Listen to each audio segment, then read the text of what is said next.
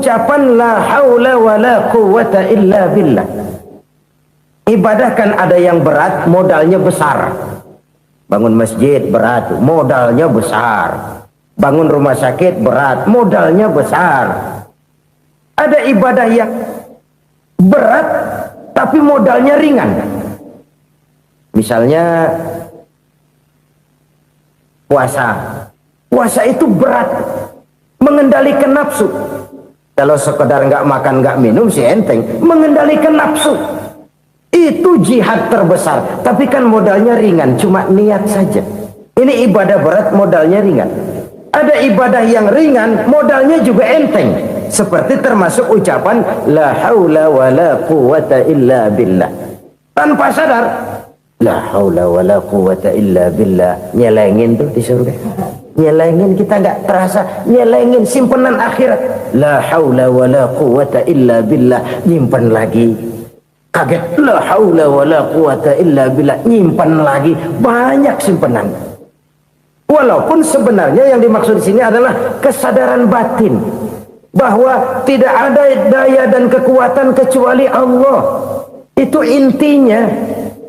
Kita memulai pekerjaan disunahkan baca bismillah, kan begitu? Apa itu? Kesadaran moral. Bahwa ini saya bisa kerjakan. Saya kerjakan ini dengan menyebut nama Allah. Kenapa? Kalau Allah tidak memberikan daya dan kekuatan, mana mampu saya kerjakan ini.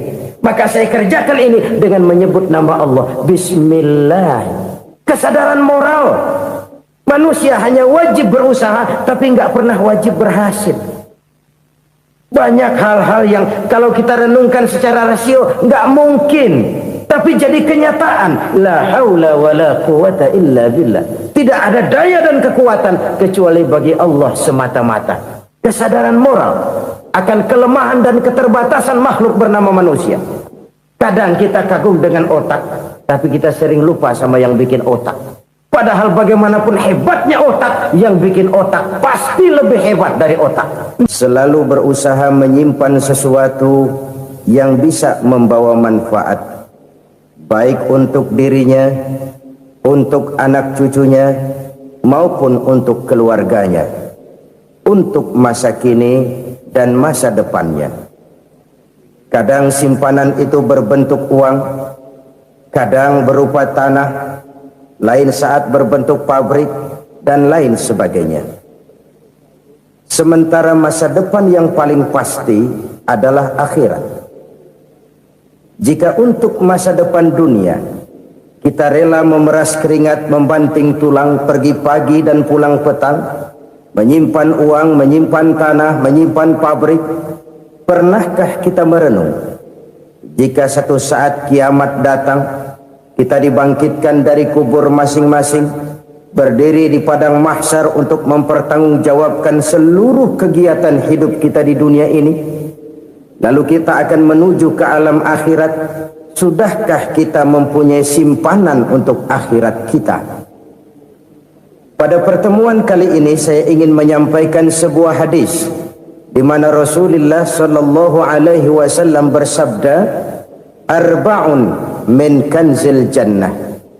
Simpanan sorga ada 4 macam. Yang pertama, ikhfa'us sadaqah, menyembunyikan sedekah. Saudara-saudara kaum muslimin, sebagaimana yang kita maklum bahwa Allah Subhanahu wa taala melebihkan sebagian rezeki dari kita terhadap yang lain.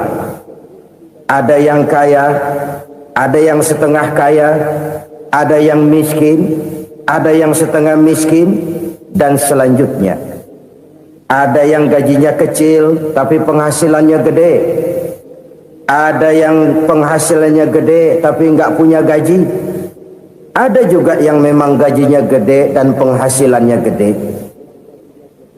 Kelebihan rezeki merupakan sunnatullah dan tidak harus membuat kita merasa lebih dari yang lain.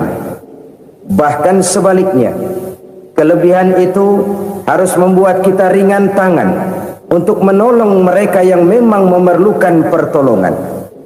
Kalau saudara diberikan ilmu, maka pertanyaan akhirat cuma satu: ilmumu kau amalkan untuk apa?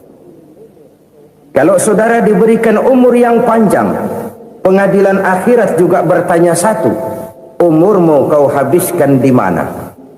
Tapi kalau saudara diberikan harta, pengadilan akhirat akan bertanya dua, hartamu kau dapat dari mana, kau belanjakan kemana?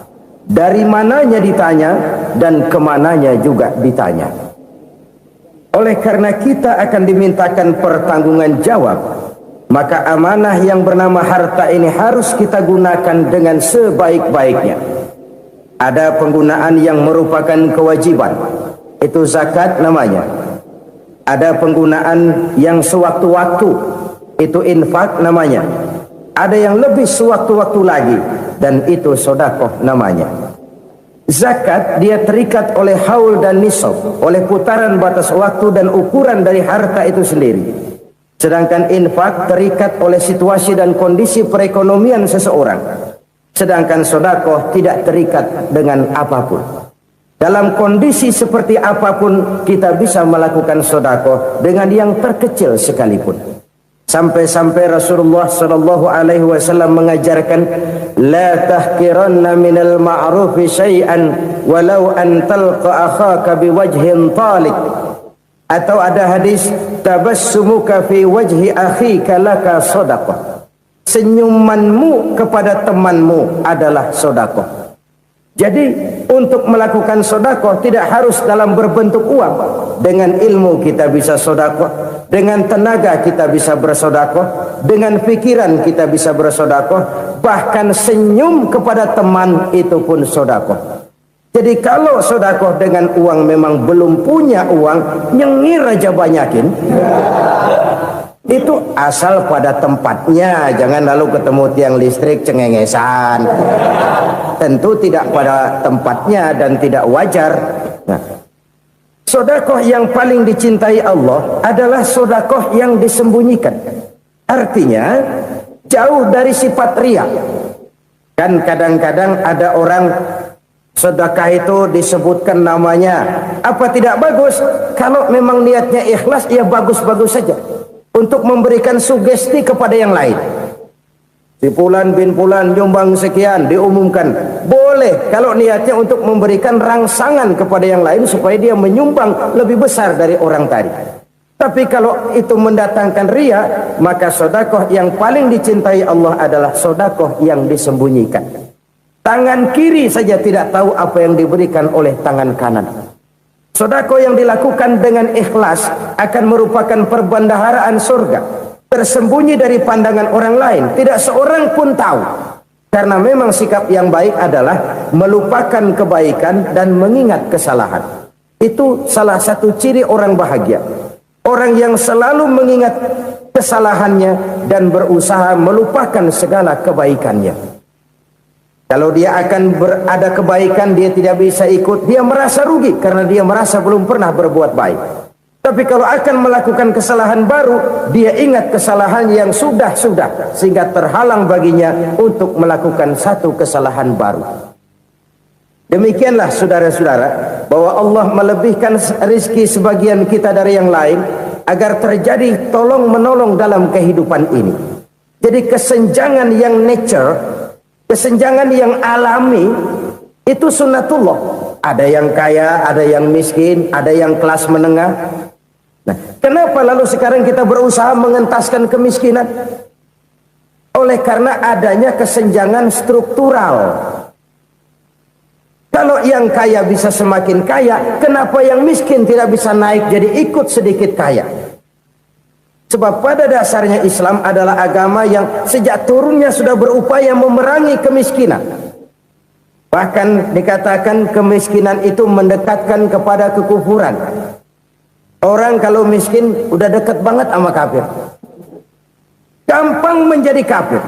Berapa banyak saudara-saudara kita yang oleh karena soal perut, oleh karena soal materi, terpaksa meninggalkan dan menanggalkan akidahnya.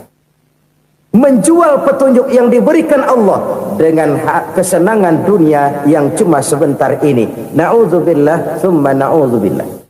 Jadi makin kita sembunyikan satu sedekah, semakin banyak perbendaharaan kita di surga.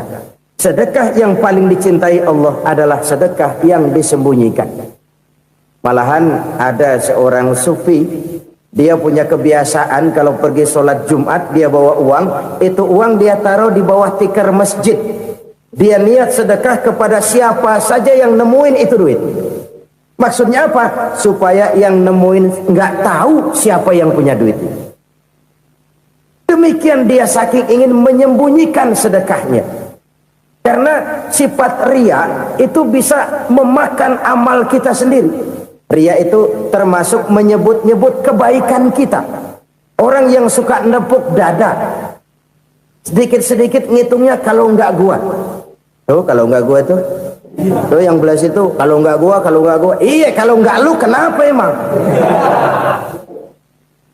Orang yang suka menepuk jasa, tuh biasanya memang begitu saudara-saudara. Kalau perang lagi berkecamuk, orang nggak sempat ngaku jadi pahlawan. Tapi begitu perang selesai, yang kagak kenal bedil ngaku pahlawan, mas. Itu sesuatu yang biasa. Oleh karenanya, orang-orang yang ikhlas dalam bersodako, disembunyikannya sodako itu, Allah cinta betul. Malahan ada hadis memberikan jaminan, inna sodaqatal mar'il muslimi tazidu fil umri wa tadfa'u mitata su'i. Sesungguhnya sedekahnya seorang mukmin tazidu fil umri, bisa menambah umur panjang, wa tadfa'u mitata su'i, dan menyelamatkan manusia dari mati secara su'ul khatimah. Jadi siapa yang kepengen panjang umur, banyaklah sedekah. Yang bosan hidup, pelit terus.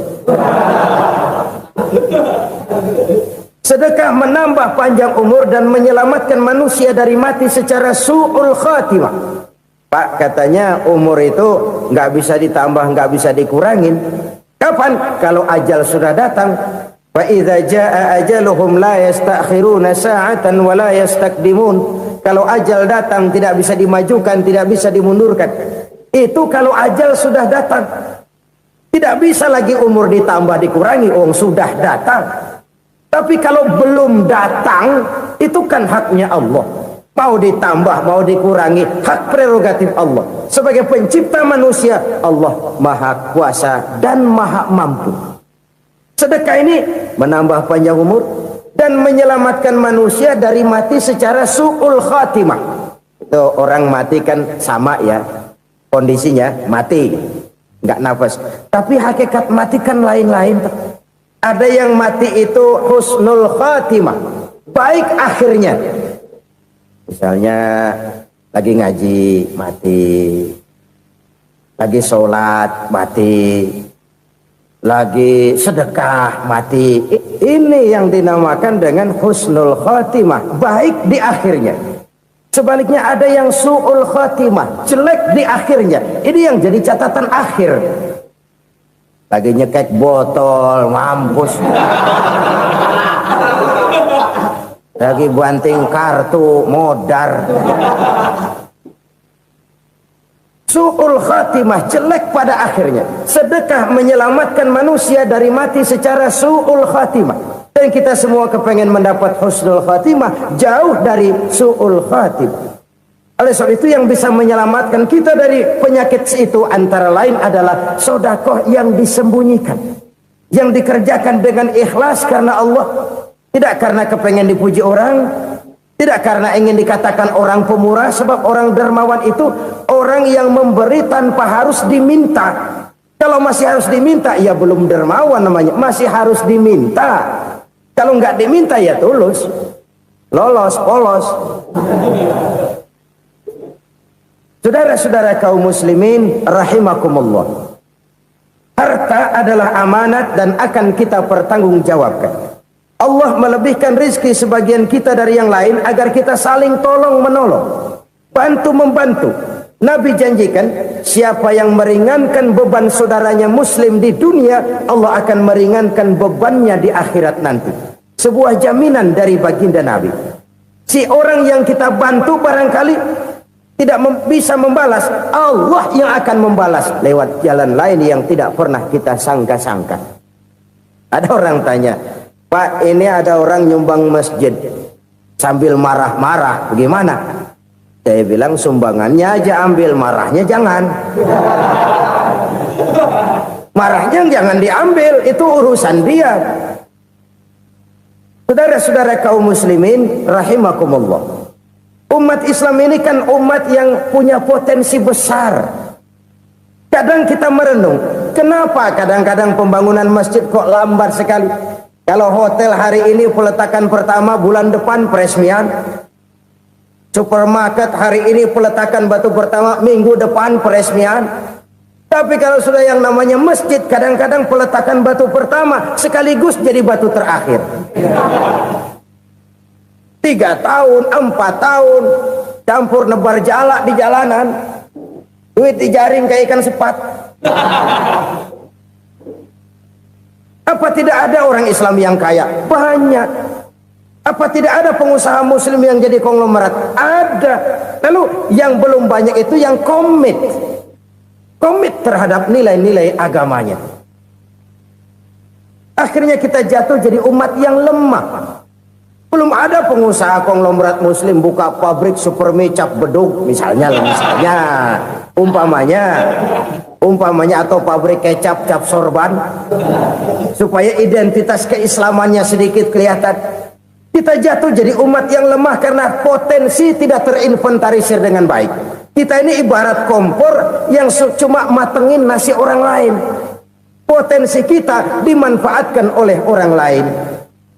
Ukhuwah Islamiyah kita baru terbatas kepada silaturahmi. Ukhuwah di bidang ekonomi kita lemah, ukhuwah di bidang kebudayaan kita lemah, apalagi ukhuwah di bidang politik kita lebih rapuh lagi. Padahal ukhuwah itu adalah totalitas kehidupan manusia, menyangkut ipolek sosbud, memerlukan nilai-nilai ukhuwah. Jadi oleh karena itu mari kita menyadari di dalam harta kita, walaupun kita yang cari pergi pagi pulang sore peras keringat banting tulang, di sana ada harta anak yatim, di sana ada hak masjid, di sana ada hak pesantren, di sana ada hak jihad. Berbahagialah seseorang apabila dia oleh Allah dijadikan keran. Keran itu menyimpan air, tapi tidak untuk dirinya, tapi disalurkannya kepada mereka yang memang memerlukannya. Saudara-saudara kaum muslimin rahimakumullah, ini yang pertama. Jadi perbendaharaan surga adalah menyembunyikan sedekah. Orang lain nggak tahu, kita pun nggak pernah ngitung-ngitung. Kita anggap lewat begitu saja, padahal itu deposit akhirat. Satu. Yang kedua, perbendaharaan surga itu apa? Wa kitmanul musibah, menyembunyikan kesulitan. Kadang orang takut menghadapi kesulitan, tapi makin kita merenung, hidup ini kan sebenarnya urusan. Takut sama urusan ya jangan hidup. Tandanya orang hidup itu kalau punya urusan. Urusan melupakan problem, problem sering menimbulkan kesulitan. Kesulitan bukan untuk ditakuti, tapi untuk diatasi dan dicarikan jalan keluarnya. Siapa sih orangnya yang nggak pernah sulit-sulit? Makin tinggi status sosialnya, makin gede urusannya. Makin tinggi kualitas imannya, makin berat tingkat kesulitannya. Cuma memang yang namanya enak itu seperti pelangi. Biang lala itu nggak pernah di atas kepala kita, di atas kepala orang melulu. Lo sih enak lo, kata kita. Dia juga bilang yang enak kan lo. Pelangi itu nggak pernah di atas kepala kita. Kata tukang beca, aduh enak ya naik Mercy. Kata tukang beca, apa yang di dalam mobil Mercy? Aduh enak bener tukang beca, di jok ngeringkuk ngorok pulas bener. Saya kamar pakai AC sejuk, tempat tidur sutra empuk, alga spring bed, gula kulik nggak bisa pulas kalau belum minum Valium, belum tidur. Enak bener tukang beca, di jok ngorok nggak tahu wetan kulon. Si tukang beca bilang yang di Mercy enak, yang di Mercy bilang tukang beca enak. Inilah enak, nggak pernah di atas kepala kita, di atas kepala orang lain melulu enak itu. Nah saudara-saudara, yang merupakan perbendaharaan surga itu orang yang bisa menyembunyikan kesulitan, baik pribadi ataupun rumah tangga. Nih terutama rumah tangga yang jadi soalnya. Kadang-kadang kita ini kalau senang Sebaliknya, kalau senang kita diam, kalem aja, cuek. Banyak banget duit kita, bawaan diam aja udah. Malah ketemu orang takut. Tapi begitu susah, sekampung tahu.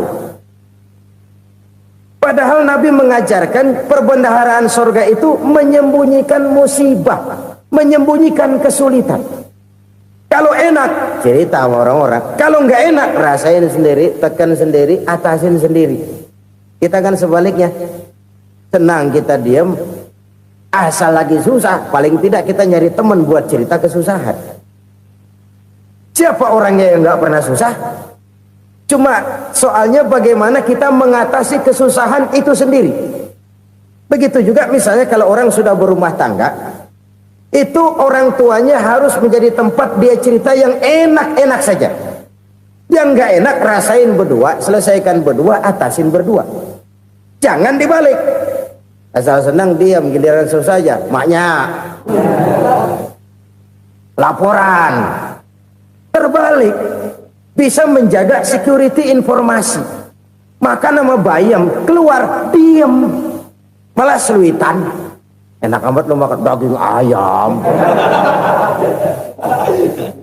Security informasi. Saudara-saudara kaum muslimin rahimakumullah. Ujian yang terberat itu yang pernah diberikan kepada para nabi, para rasul, para aulia, para ulama. Makin tinggi keimanan, makin berat bentuk kesulitan. Ayo saya kemukakan satu contoh saja. Ada seorang nabi yang kaya, nabi kaya, namanya Nabi Ayub. Iblis kalau orang begini kan keki. Ibadahnya rajin, kaya. Nih yang kayak begini susah digodain. Kalau ibadahnya rajin, miskin, enggali bisa disogok. Sini imannya mantap, ibadahnya rajin, kaya, nabi lagi. Oh, tapi namanya iblis nggak kurang akal. Laporan, Tuhan, kenapa iblis? Ya ini bahasa saya, bahasa Qurannya sih nggak gitu. Itu hambamu yang namanya Ayub, dia rajin ibadah cuma karena dikasih kaya aja. Coba kasih miskin dia, berhenti dia sembahyang. Ah, kamu bisa aja. Saya tahu Ayub itu hambaku yang ikhlas. Saya buktiin Tuhan, silahkan. Dibuktiin lah, iblis turun ke alamin. Yang mula-mula dia lakukan, dia rusak sawah ladang Nabi Ayub. Dia binasakan binatang ternak Nabi Ayub. Sehingga dalam waktu singkat jatuhlah Nabi Ayub dari orang paling kaya jadi orang paling miskin. Beliau masih ibadah di mihrab dalam masjid. Datang iblis. Saudara Ayub, ya. Lagi ngapain? Ibadah. Nyembah Allah, nyembah Allah. Oh, percuma. Kenapa? Tuhan yang ente sembah nih, dia udah bikin miskin ente. Sawah ladang ente hancur lebur, binatang ternak binasa. Sekarang ente jadi orang paling miskin. Ngapain nyembah Tuhan kayak begitu? Tekor. Udah berhenti dah ibadah, berhenti ibadah. Ini iblis sama Tuhan laporannya lain, yang dikerjakan kepada Nabi Ayub juga lain. Benar begitu iblis kata Nabi Ayub? Iya, sawah ladang saya habis, buras. Binatang ternak saya binasa, binasa. Saya miskin, bangpak. Apa jawab Nabi Ayub? Bukan innalillahi, ini hebat. Alhamdulillahillazi a'tani wa akhza minni. Segala puji bagi Allah yang telah memberikan harta kepada saya dan sekarang mengambilnya lagi. Alhamdulillah. Allah yang ngasih, Allah yang ambil. Itu mah urusan Allah. Iblis cuman ibadah jalan terus, sujud lagi Nabi Ayub. Iblis seleher gondok banget. Dasar Nabi nggak mempan dia apa-apain. Miskin malah alhamdulillah. Allah yang ngasih, Allah yang ngambil. Jadi kalau kita tidak komit, kita tidak terikat kepada kaya, miskin, senang, susah, apa yang bisa bikin kita susah? Jadikan kekayaan, kemiskinan, jadikan senang, susah sebagai anak buah yang bisa kita atur. Jangan kekayaan ngatur kita, jangan kemiskinan ngatur kita. Kita yang harus mengatur mereka. senang susah, kaya miskin, bahagia sengsara, jadikan itu anak buah yang bisa kita atur. Kalau sekarang kita kaya, lain saat boleh jadi kita miskin, semiskin-miskinnya. Allah yang ngasih, Allah yang ngambil. Tenaga mana yang bisa menghalangi? Ibadah jalan terus. Iblis makin gondok. Dasar nabi loh. Akhirnya apa? Nabi Ayub dikerjain, diberikan penyakit. Demikian fatal penyakitnya. Bayangin, udah miskin sakit. Masya Allah. Miskin sakit. Sakitnya nggak lama, kira-kira 16 tahun. Istrinya 3, 2 mental minta ceraiin. Ngerawatin laki bengek begini. Senang belum tentu, susah udah pasti nih. Cerai aja, cerai dah. Cerai. Tinggal satu Siti Rahmah yang setia menemani beliau. Sesetia-setianya hati perempuan. Satu saat Siti Rahmah bilang, "Bang, iya, abang kan nabi, Bang. Lalu namanya nabi kan doanya jarang meleset, Bang. Maksud kamu minta kenapa sih sama Tuhan biar abang sembuh baik dah, Bang?" Siti Rahmah, "Iya, saya sakit berapa tahun sih dah?" 16 tahun, Bang. "Sebelum ini saya sehat berapa tahun?" "Ya kira-kira 60 tahun, Bang." "Nah, coba ente banding-bandingin, Rahmah. Saya dikasih sehat 60 tahun, dikasih sakit 16 tahun. Sudah nggak sabar mau doa kepada Allah minta sembuh. Saya malu kepada Allah. Diuji dengan yang luar biasa seperti ini, tidak mengganggu stabilitas kehambaannya. Dia tetap menghamba kepada Allah Subhanahu wa ta'ala. Saudara-saudara kaum muslimin rahimakumullah. Kunci menghadapi kesulitan itu apa? Allah jelaskan dalam satu ayat, "Wa basyiris sabirin alladzina iza asabathum musibah qalu inna lillahi wa inna ilaihi raji'un." Gembirakan orang-orang yang sabar. Siapa mereka itu? Yang apabila mendapat musibah mereka kembali kepada keyakinan dasar, segalanya dari Allah dan segalanya akan kembali kepada Allah. Ini konsepsi dasar dari sikap muslim dalam menghadapi berbagai kesulitan. Segalanya dari Allah, segalanya akan kembali kepada Allah. Kalau ini sudah kondisi dasarnya, maka kita akan lapang menghadapi kenyataan bagaimanapun pahitnya. Apakah itu namanya miskin, apakah itu namanya sakit, bahkan maut sekalipun. Segalanya dari Allah, segalanya akan kembali kepada Allah. Ini sikap hidup, bukan sekedar ucapan. Kita kadang-kadang menjadikannya sebagai ucapan. Mulutnya sih nggak berhenti, innalillahi wa inna ilaihi raji'un, tapi nangisnya terus gerung-gerungan. Bukan itu, ini kesadaran moral. Kalau segalanya dari Allah, segalanya kembali kepada Allah, kan sebenarnya cuma nunggu giliran. Hari ini saya nyembayangin dia, entah hari apa saya disembayangin orang. Hari ini saya antar dia ke kubur, entah hari apa orang nganterin saya ke kubur. Hari ini saya tahlilkan dia, entah nanti kapan orang tahlilkan saya. Segalanya dari Allah, segalanya akan kembali juga kepada Allah. Oleh sebab itu saudara-saudara, kesulitan bukan untuk ditakuti. Kesulitan justru untuk diatasi, dicarikan jalan keluarnya. Dan tidak ada orang yang tidak pernah mendapat kesulitan. Tidak ada.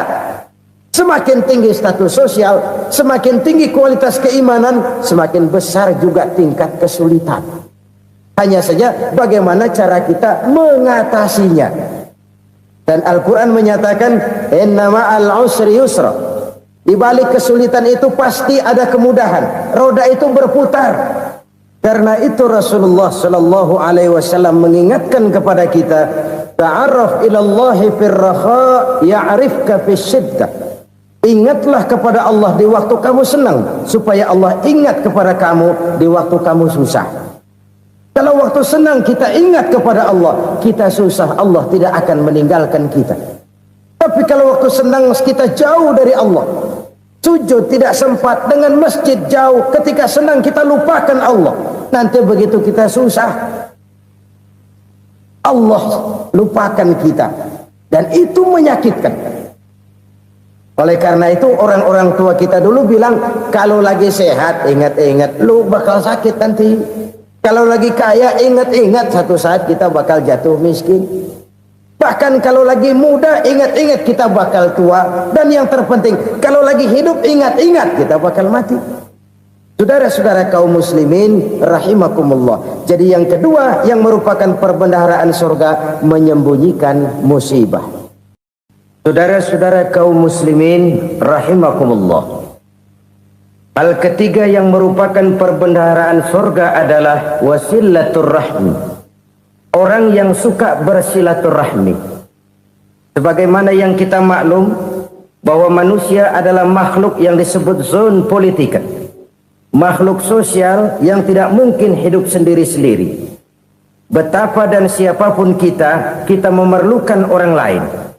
Bodoh betul manusia kalau tinggal di tengah masyarakat tapi tidak mau bermasyarakat. Merasa hebat sendiri, pintar sendiri, gagah sendiri, kaya sendiri. Mungkin kalau mati juga ngubur sendiri. Jangankan kita di sini, di sorga saja Nabi Adam waktu sendirian bengong melulu, mondar mandir. Allah tegur dam sepi dam. Ya ini kalau bahasa saya. Iya Tuhan sepi ini nggak ada coret-corekan pisan ini.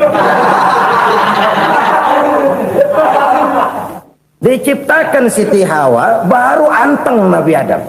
Itu di sorga. Cobalah. Umpamanya saudara tinggal di Jakarta nih. Kayak bener. Apaan aja di Jakarta punya saudara dah. Jembatan Semanggi ambil. Monas, Buntel bawa pulang. Hotel-hotel ambil semua. Cuman tinggal di Jakarta sendirian, apa enaknya? Betapa dan siapapun kita perlu orang lain. Tidak ada seorang pun yang bisa memenuhi kebutuhan hidupnya secara sendiri-sendiri. Nah, Islam telah menyelamatkan manusia dari ras diskriminasi. Mengikat manusia dengan persaudaraan yang berlandaskan kepada akidah. Karena itu dianjurkan bersilaturahmi. Bahkan Nabi menyatakan, man arada ayyubsata lahu fi rizqihi wa yunsa'a fi atharihi falyasil rahimah. Siapa yang kepengen diluaskan rezekinya dan dipanjangkan usianya, banyaklah ia bersilaturahmi. Siapa yang kepengen dimudahkan rezekinya, hendaknya ia banyak bersilaturahmi. Kalau banyak teman, kesulitan kan paling tidak ada tempat cerita. Udah susah, sendirian kita pikirin diri, nggak ada tempat tukar pikiran. Cepet banget sama bengek. Dilawan sendiri. Nah, secara makro kita bisa berkata, tidak mungkin ada kemenangan kalau tidak ada kekuatan. Tidak ada kekuatan kalau tidak ada kesatuan dan persatuan. Tidak mungkin ada kesatuan dan persatuan tanpa semangat silaturahmi.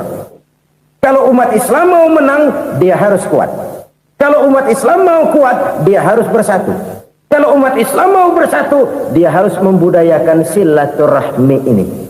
Bahkan sampai-sampai kata Nabi, kalau bisa cari nilai tambah. Apa? Silman qata'ak. Bersilaturahmilah kau kepada orang yang marah denganmu. Masya Allah, indahnya ajaran agama kita.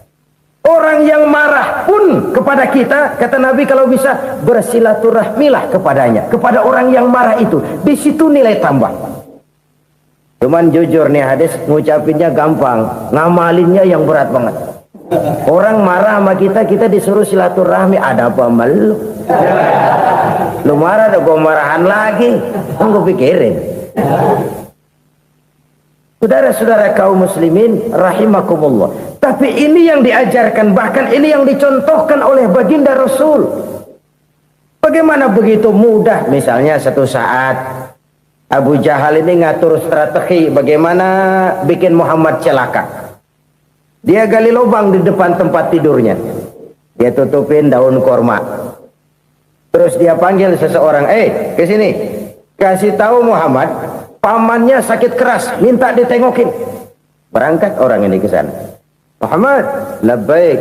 Pamanmu sakit keras, dia minta ditengokin. Baik, saya akan datang menjenguk beliau. Berangkatlah Nabi ke rumah Abu Jahal tanpa prasangka apapun. Abu Jahal udah pasang selimut 3 rangkap setengah dia pakai, persis kayak orang meriang. Tapi sembari ngintip dari balik selimut, begitu Muhammad buka pintu, nah masuk perangkap nih. Muhammad jalan menuju tempat pembaringan. Makin lama makin dekat, makin lama makin dekat, makin dekat ke lubang yang dipasang oleh Abu Jahal itu. Dalam hati Abu Jahal, terus dah jatuh, mampus dah lo ini. Mampus lo hari ini nih. Apa yang terjadi?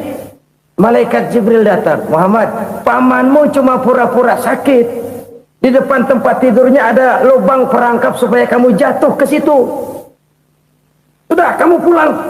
Balik kanan Nabi. Sudah hampir jatuh ke lubang, balik kanan, pulang.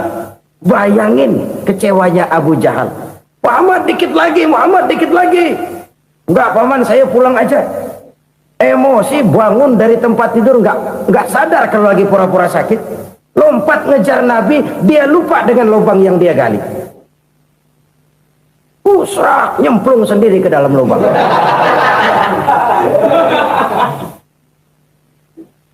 Nabi terus berlalu. Ini terjadi keanehan.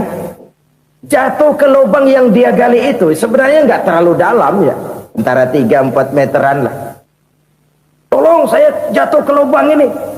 Datanglah pelayan-pelayannya itu. Angkat saya dari sini. Oh, yang ngulurin tambang. 1 gulung, belum juga nyampe itu tambah. Kurang, beli lagi ke warung. Sambung, ulur lagi, nggak juga bisa sampai. Wah, ini kerjaan Muhammad ini. Tolong, siapa salah seorang kamu ke rumah Muhammad, kasih tahu encangnya kecebur. Minta ditolongin. Sampaikan kepada Rasul. Kenapa? Pamanmu jatuh ke lubang, Muhammad minta tolong diangkatin. Tambang udah nyambung-nyambung nggak nyampe juga. Ya, nanti saya datang, saya tolong. Cobain. Nyata-nyata orang berniat jahat mau mencelakakan dia. Datang dia menolong. Ini yang disebut air tuba dibalas air susu ya ini. Bukan sebaliknya. Air tuba dibalas air susu. Paman, kecebur ya? Iya Muhammad, tolong ini. Pegang tangan saya. Nabi ulurkan tangannya, nyampe, dipegang oleh Abu Jahal, diangkat ke atas, sampai atas. Apa kata Abu Jahal? Sihirmu memang hebat Muhammad. Udah ditolongin dikata sihir, yang enak kita kemplang kan itu orang begitu. Urusan apa? Tapi inilah akhlak. Kalau bisa kamu bersilaturahmilah dengan orang yang marah kepadamu sekalipun. Orang marah kita tetap baik. So, kalau kita berbuat baik sama orang yang memang baik, rasanya sih biasa-biasa aja. Orang baik kita baik lagi, ya draw aja, belum ada nilai tambah di situ. Baru ada nilai tambah kalau kita bisa berbuat baik kepada orang yang nyakitin kita. Itu namanya kita setingkat di atas dia. Dia sakitin kita, kita berbuat baik sama dia. Dia pelit sama kita, kita baik sama dia. Dia marahin kita, kita deketin dia. Di situ kita punya nilai tambah. Jadi siapa yang ingin diluaskan rezekinya, kata Nabi, dan dipanjangkan umurnya, hendaklah ia banyak-banyak bersilaturahmi. Sederhana sebenarnya silaturahmi. Tapi silaturahmi membangkitkan semangat kesatuan dan persatuan. Kesatuan dan persatuan melahirkan kekuatan. Dalam matematika, 1 ditambah 1 pasti 2. Tapi di tengah masyarakat, 1 orang takut ditambah 1 orang takut, hasilnya jadi 2 orang setengah berani. Kenapa setengah berani? Karena udah berdua. Tadi pan takut sendirian. Kalau dia kumpul turu-turu takutlah jadi berani. Kita yang lemah, kita yang tidak berdaya, kita yang miskin, kalau mau kompak bersatu, apa yang nggak bisa kita kerjain? Apalagi tinggal di kota besar, pilihan cuma 2, bertahan atau minggir. Bertahan atau minggir. Untuk bisa bertahan harus mampu bersaing. Untuk mampu bersaing harus punya keahlian. Keahlian harus ditunjang dengan pendidikan, ditambah oleh kekompakan sebagai umat. Udah miskin mencar mulu, orang injak kita. Orang nggak pandang urusan apa sama lu. Oleh karena itu, silaturahmi pada hakikatnya merupakan roh dari ukhuwah yang diajarkan oleh agama kita. Bagaimana Islam menyelamatkan masyarakat manusia dari ras diskriminasi, mengikat manusia, dan tidak ada persaudaraan yang lebih indah selain persaudaraan yang diikat dengan nilai-nilai akidah. Sepanjang orang di jalan Allah, itulah saudara kita. Keluar dia dari jalan Allah, selesailah persaudaraan sampai di situ. Karena itu, kalau ingin menyimpan sesuatu di surga, banyaklah bersilaturahmi. Datang ke rumah ini, datang ke rumah itu, dan lain sebagainya. Itu simpanan kita di akhirat nanti. Ini yang ketiga. Saudara-saudara, yang keempat, perbendaharaan surga itu apa? Wa qawlu la hawla wa la quwwata illa billah. Ucapan la hawla wa la quwwata illa billah. Ibadah kan ada yang berat, modalnya besar. Bangun masjid berat, modalnya besar. Bangun rumah sakit berat, modalnya besar. Ada ibadah yang berat, tapi modalnya ringan. Misalnya puasa. Puasa itu berat, mengendalikan nafsu. Kalau sekedar nggak makan nggak minum sih enteng, mengendalikan nafsu. Itu jihad terbesar, tapi kan modalnya ringan, cuma niat saja. Ini ibadah berat, modalnya ringan. Ada ibadah yang ringan, modalnya juga enteng. Seperti termasuk ucapan la haula wa la quwwata illa billah. Tanpa sadar, la haula wa la quwwata illa billah. Nyelengin tuh di surga. Nyelengin, kita nggak terasa, nyelengin simpenan akhirat. La haula wa la quwwata illa billah. Nyimpan lagi. Kaget, la haula wa la quwwata illa billah, nyimpan lagi, banyak simpanan. Walaupun sebenarnya yang dimaksud di sini adalah kesadaran batin bahwa tidak ada daya dan kekuatan kecuali Allah. Itu intinya. Kita memulai pekerjaan disunahkan baca bismillah, kan begitu. Apa itu? Kesadaran moral. Bahwa ini saya bisa kerjakan. Saya kerjakan ini dengan menyebut nama Allah. Kenapa? Kalau Allah tidak memberikan daya dan kekuatan, mana mampu saya kerjakan ini. Maka saya kerjakan ini dengan menyebut nama Allah. Bismillah. Kesadaran moral. Manusia hanya wajib berusaha, tapi nggak pernah wajib berhasil. Banyak hal-hal yang kalau kita renungkan secara rasio nggak mungkin, tapi jadi kenyataan. La haula wa la quwwata illa billah. Tidak ada daya dan kekuatan kecuali bagi Allah semata-mata. Kesadaran moral akan kelemahan dan keterbatasan makhluk bernama manusia. Kadang kita kagum dengan otak, tapi kita sering lupa sama yang bikin otak. Padahal bagaimanapun hebatnya otak, yang bikin otak pasti lebih hebat dari otak. Nggak percaya? Silahkan otak-otakan. Inilah kecenderungan. Kita kagum dengan pesawat-pesawat mutakhir, bukan main besi gede banget terbang itu. Alangkah hebatnya. Lalu apa yang bikin otak tidak lebih hebat dari itu semua? Kita puji laut. Apa yang bikin laut tidak lebih hebat dari laut itu? La haula wa la quwwata illa billah. Tidak ada daya dan kekuatan kecuali Allah. Apa yang bisa kita lakukan kalau tidak karena daya dan kemampuan yang diberikan oleh Allah kepada kita? Lahirlah sikap tawadu, rendah hati, tidak melonjak menjadi angkuh dan sombong, sadar akan kelemahan dan keterbatasan diri sebagai makhluk yang diciptakan oleh Allah Subhanahu wa taala. Jadi satu sisi ini ucapan yang berpahala, la haula, jadi wiridan. Pada sisi lain ini kesadaran moral, sikap mental, kesadaran batin bahwa yang punya daya dan kekuatan itu cuma Allah. Kita nggak pantas untuk sombong, sebab sombong itu pakaiannya Allah. Kita nggak sedang pakai pakaian Allah, kegedean. Dan makin kita renungi, makin terbentur.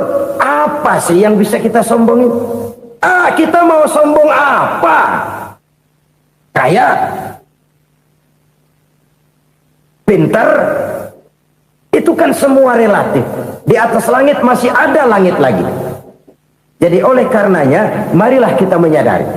Manusia hanya wajib berusaha, tapi tidak pernah wajib berhasil. Yang berusaha saja tidak wajib berhasil, apalagi yang tidak berusaha. Islam bukan agama orang pemalas yang selesai sholat lalu endelohom, nggelenggem ayem-ayem. Tapi Islam bukan agama orang sombong yang setelah berusaha lalu tidak memerlukan Allah.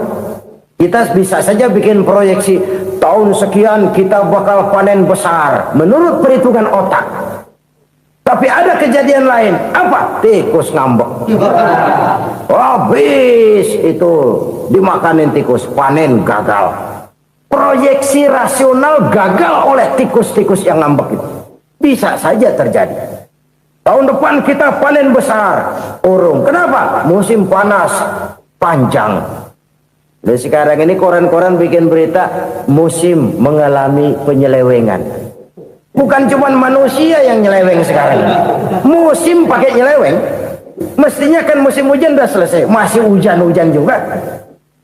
Musim. Nah sekarang kita boleh bikin proyeksi, kita bakal panen besar. Tahu-tahu musim panas panjang, sawah retak, air kering. Cari teknokrat yang paling botak, suruh pendekin tuh musim panas. La haula wa la quwata illa billah. Inilah kesadaran moral. Saudara, saya teringat satu saat ada seorang konglomerat. Umurnya ya kira-kira 70-an. Satu saat dia ditanya oleh wartawan, "Pak, umur Bapak berapa sih?" "Ya paling 10 tahun." 10 tahun? 10 tahun? Anak Bapak berapa orang? Satu saja? Satu. Harta Bapak berapa? Ya paling-paling bangsa 7 juta kali. 7 juta? Iya. Pak, kenapa Bapak bohongi saya? Bapak punya buku biografi, koran-koran, majalah-majalah banyak memuat cerita riwayat hidup Bapak. Saya tahu umur Bapak 70. Kenapa bilang cuma 7 tahun? Saya tahu anak Bapak 8. Kenapa cuma bilang 1? Saya tahu harta Bapak miliaran, mungkin triliunan, pabrik di mana-mana, bank di mana-mana. Kenapa bilang uang Bapak cuma 7 juta? Nah, kata si konglomerat tadi, "Kamu benar nak, kamu benar. Umur saya kalau jumlahnya memang 70 nak. Cuman ingat-ingat saya, baru 7 tahun terakhir ini saya sujud. Baru 7 tahun terakhir ini saya berusaha dekat dengan Allah. Saya laksanakan perintahnya, saya jauhi larangannya. 7 tahun inilah rasanya yang ada nilainya di hadapan Allah. Yang 63 tahun matong, kelabu, kelem umur gue. Habis untuk maksiat, untuk munkarat. Maka ketika ditanya tadi, umur saya 7 tahun itu. Oh begitu Pak. Oh iya. Lalu anak Pak, anak Bapak kan 8. Kenapa bilang cuma 1? Nah, kalau jumlah hitungannya memang anak saya 8. Tapi dari 8 orang ini rasanya cuma 1 nih yang bakal jadi buah hati, belahan jantung, pelanjut cerita, penerus sejarah, bakal jadi anak soleh yang akan mendoakan saya.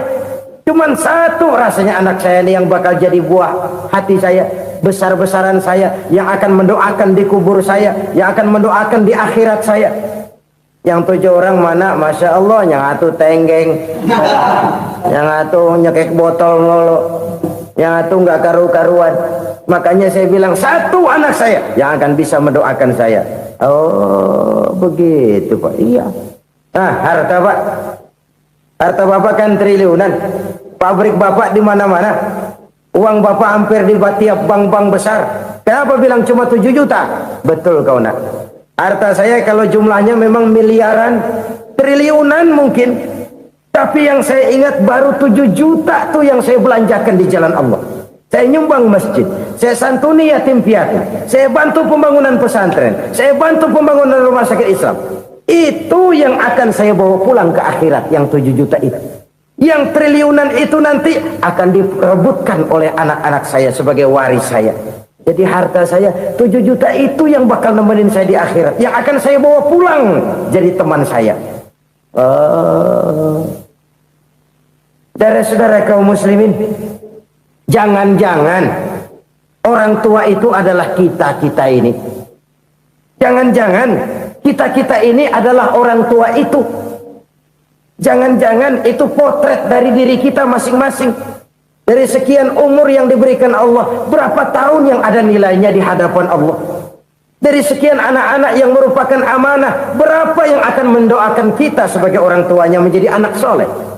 Dari sekian banyak harta yang diberikan Allah, berapa yang akan kita bawa pulang menghadapnya nanti, yang kita belanjakan di jalan Allah? Ini sebuah potret kehidupan. Karena itu kita kembali kepada la haula wa la quwwata illa billah. Kita wajib berusaha, kita wajib berikhtiar. Selebihnya, segala daya dan kekuatan hanya milik Allah saja semata-mata. Satu kesadaran batin dari setiap pribadi muslim. Setelah ia berusaha dan berikhtiar, ia menyerahkannya kepada Allah Subhanahu wa ta'ala. Jadi, satu sisi ini merupakan wiridan ucapan yang mengandung pahala. Pada sisi lain, ini merupakan sikap batin dari seorang muslim di dalam ia menghadapi realitas kehidupan ini. Saudara-saudara kaum muslimin rahimakumullah. Kalau ini kita jadikan satu basis kehidupan, maka ini akan menyelamatkan manusia dari kemungkinan tergelincir menjadi orang yang lupa diri dan lupa daratan.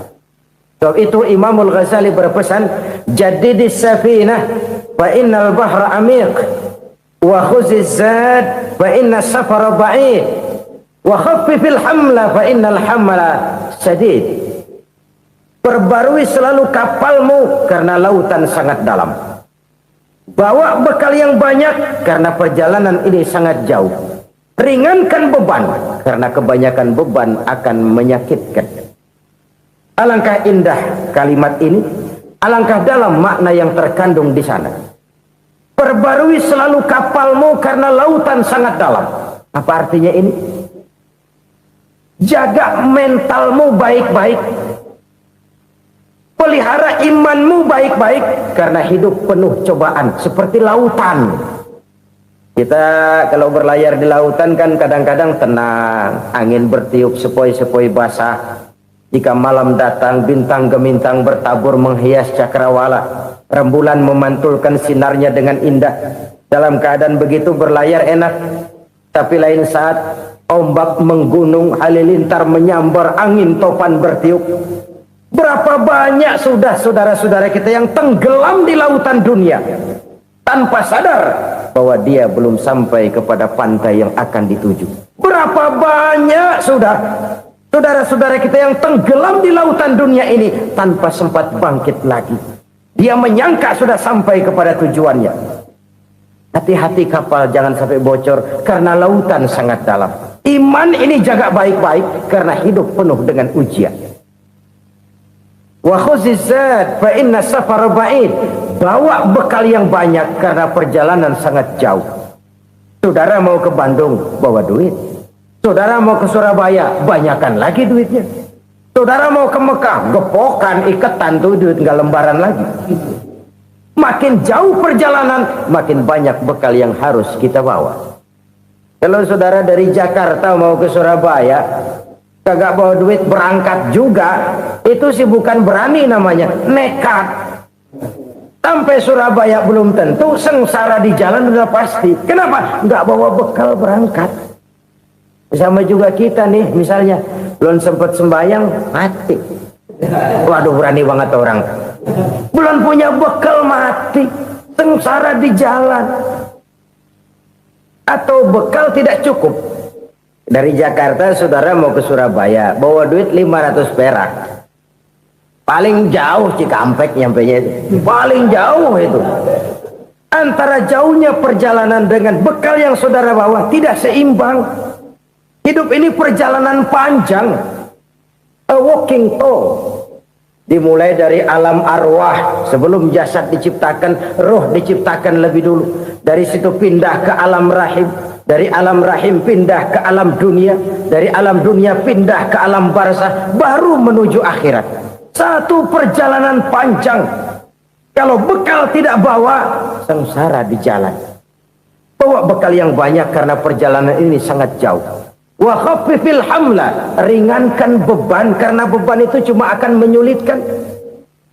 Kalau bekal itu sih keperluan, tapi beban nggak kita perluin, cuma ngeberat-beratin. Apa ini beban? Dosa. kecurangan, kebatilan, kezoliman, ketidakadilan, kesewenang-wenangan, itu akan jadi beban kita di akhirat. Alangkah celakanya, perjalanan panjang, bekal tidak bawa, beban kelewat banyak, alamat sengsara di jalan. Pahala tidak ada, dosa berlipat ganda. Na'udzubillah, summa na'udzubillah. Kalau kita rangkum nasihat Al-Ghazali dengan kisah si konglomerat tadi, kita akan mengambil kesimpulan.